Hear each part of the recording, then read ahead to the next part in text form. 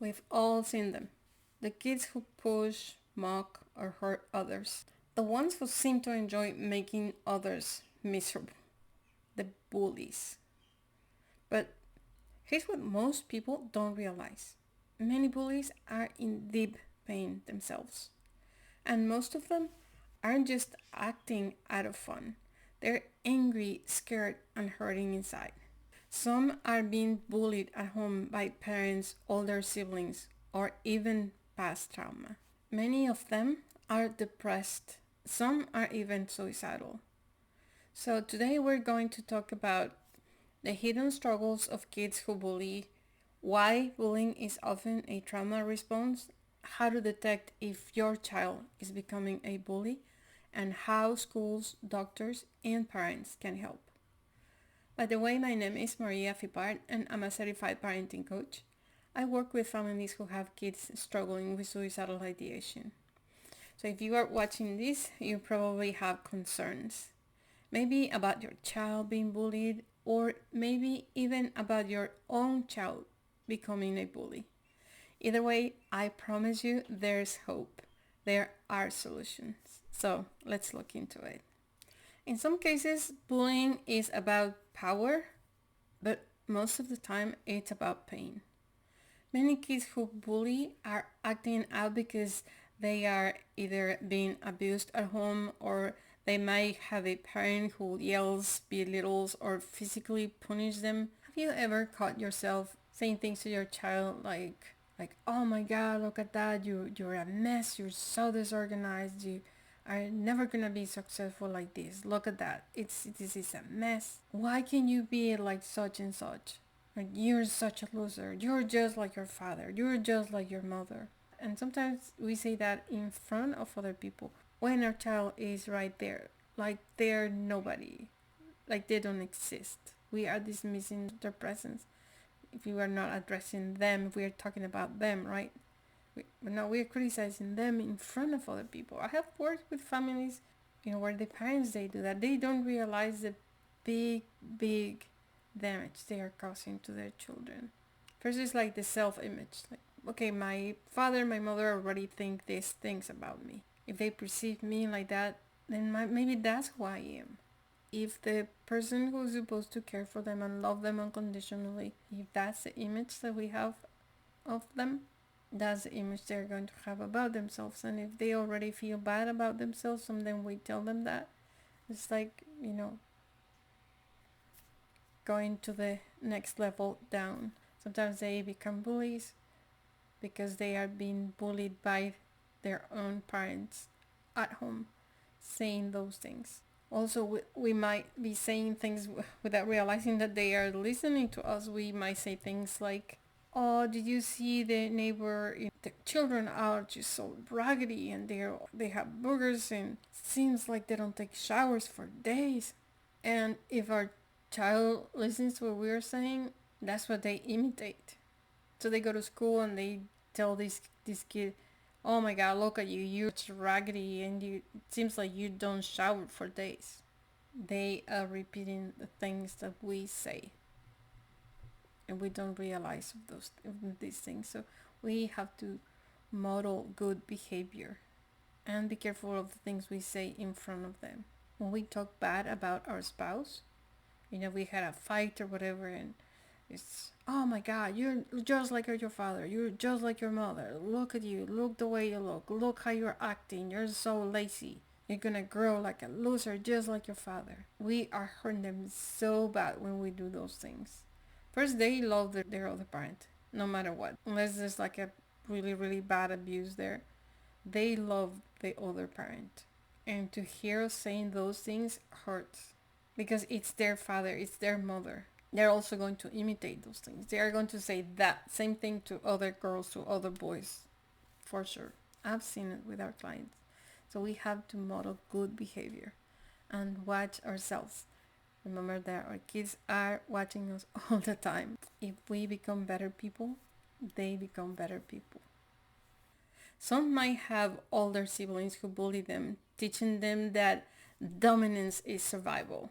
Maybe they were previously bullied. Maybe they were once the victim and now they have switched roles to regain control. Some of them are emotionally neglected. Some kids act out because they don't get enough attention at home. So any reaction, even a negative one, is better for them than being ignored. They might also be struggling with serious mental health issues like anxiety, depression, even PTSD. Some bullies are deeply traumatized. They just don't know how to express their pain in a healthy way. The results? Well, they lash out. They intimidate others to feel strong. They project their pain into weaker targets. Did you know that many bullies are also suicidal? Research shows that kids who engage in bullying behaviors are at increased risk of depression, self-harm, and suicidal ideation. And why is this? That's because their aggression often stems from deep emotional distress. They act out, feel guilty and shame, and then they isolate themselves further. This is why punishment alone doesn't work. So if we don't address the pain behind the behavior, we are just fueling the cycle. They're going to feel like we are bullying them when we punish them. And I'm not saying that we should condemn the behavior at all. They need to learn to behave better. But shaming them, putting them down, or just reaffirming that idea that they already have in their heads that they are worthless, that they are a piece of crap, that they are trash to society. Those things they already hear in their heads, and that is just not going to help. We just have to get to the root of the problem. Why are they acting out?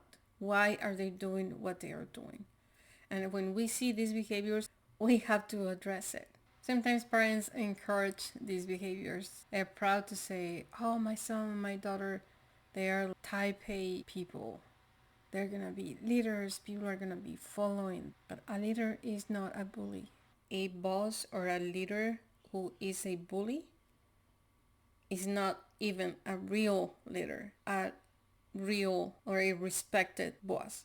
They follow them just because they don't have any choice, maybe because they are being threatened by something that this person is going to do. And the second they have a chance, they're just going to walk away. It's not pleasant. A natural leader is somebody that people follow because they feel attracted to that person, to their energy, to the way they act, to the way they think. They are positive people. Yeah, they are assertive and they are confident, and that's something that we develop over time. This is not going to happen when they are kids. If we encourage this type of behavior, this might end up as a bad thing for our kids because they might end up in jail. Maybe we have to pay somebody's hospital bill because of this. Maybe they're going to sue us. But the one who we are hurting the most is our own child if we don't identify this behavior and correct it. So if you are worried that your child might be bullying others, look for these signs. Changes in behavior. Are they becoming more aggressive, short-tempered, or secretive? Are they dismissive of others' feelings? Do they lack empathy or make fun of others' struggles? If they dominate their siblings or peers, are they controlling or manipulative? Do they have to go to detention frequently at school? Do you get frequent complaints? Have teachers mention concerns about their behavior? Do they justify cruelty? Do they say things like, oh, it's just a joke, or they deserved it when somebody gets hurt? If your child is displaying these signs, don't panic, but do take action. If your child is engaging in bullying, the goal isn't to punish them, it's to help them heal. So have an honest conversation. Ask them, what's going on? Are you hurting?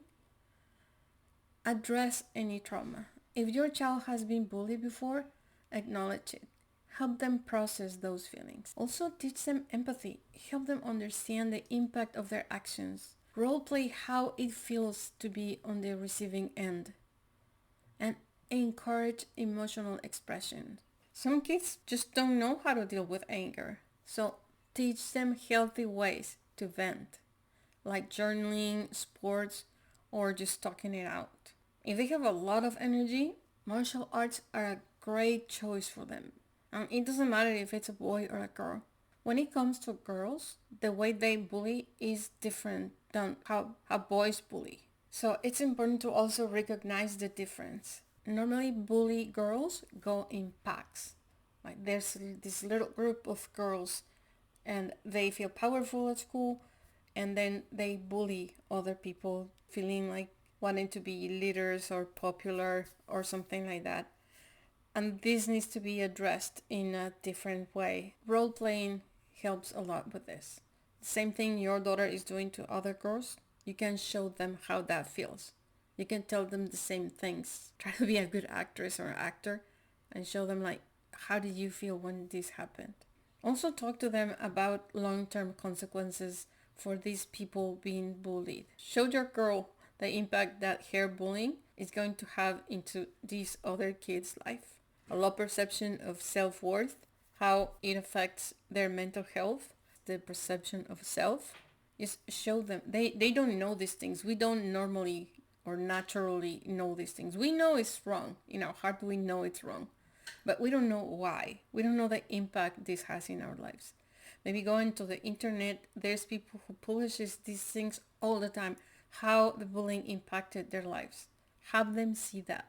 Have them see that what they do matter, either for good or for bad. Teach them how to make better choices. Your involvement is key here. And they are also watching you, so model kindness. Show them what respectful conflict resolution looks like. How do you handle frustration? Kids absorb everything. And remember, a child who bullies is a child in pain. And healing their pain is the best way to stop their behavior. So have that conversation with your child. Heart to heart.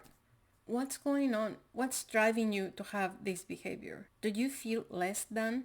Do you feel that you have to show this behavior to be powerful, to be popular? Do you like hanging out with these popular girls because that gives you status? Why do you need that? Why do you need validation even if it's negative? Do you enjoy beating people up? If that's the case, then they need a different type of help. They need to be evaluated for other mental health issues. We don't want them to become dangerous. We all know about these school shootings. If those kids were addressed when they were yelling and screaming for help, which in many cases they did, maybe the outcome would have been different. And I'm not justifying their actions. There's no way in this world that somebody can say my actions are justified because of this and this and that. There's nothing in this world that can justify that action. What I'm saying is, if we get them help early, we as parents can prevent that. If we see it in other kids and if we see it in our own kids. It hurts to admit my son, my daughter, they are bullies. They are not acting like I want them to be. They are not being kind. They are showing behaviors that I don't agree with. I didn't raise them like that. It's really hard to accept that openly. Even to ourselves, it's hard to acknowledge that, but we have to. We have an obligation not only to our own children but to society, because we are putting these little people out in the world and they're gonna do or they're gonna do bad, and we can help them with that. I'm not saying we are 100% responsible for them, but a lot of the responsibility is ours. So if we see something that is twisted in them, if we see something that needs to be addressed, let's do it. Let's do that. Because you are not in this alone. Schools and mental health professionals can help. I can also help. So communicate with teachers and counselors. Ask what they are seeing in your child's behavior. Get a psychological evaluation. If your child is struggling with deep anger or emotional detachment, professional help is crucial. Also request social emotional learning support. Many schools offer programs that teach empathy, self-regulation, and conflict resolution. And if they don't, look for a place where they can get all this help. Because if you don't, the price you can pay, the price your child could pay, is very high. That would be money very well invested. And of course, consider therapy. A therapist can help your child understand why they are acting out and how to manage their emotions in healthier ways. No child is born a bully. When a kid hurts others, it's usually because they are hurting inside. And that means there's hope, because with the right support, they can heal, so they can change their behavior. If your child is bullying, don't ignore it, but also don't just punish it. Instead, ask, why is my child in pain? What support do they need? How can I help them heal? And if your child is being bullied, please know that you are not alone. There are solutions, there is help, and there is a way forward. If this video helped you, please subscribe for more insights on parenting, mental health, and suicide prevention. And drop a comment below. Have you seen these patterns in kids around you? What has helped you handle bullying in your family or community? Were you a bully? And I also encourage you to have these conversations with your kid. If you were a bully when you were a kid, if you were bullied when you were a kid, how did that impact your life? What consequences did you have because of that? Take this opportunity to connect with your child, to let them know these are human feelings, these are human reactions. That doesn't mean it's correct. That doesn't mean it's justified. That means we have work to do. Be a mama bear. Protect your child. Let's do this together.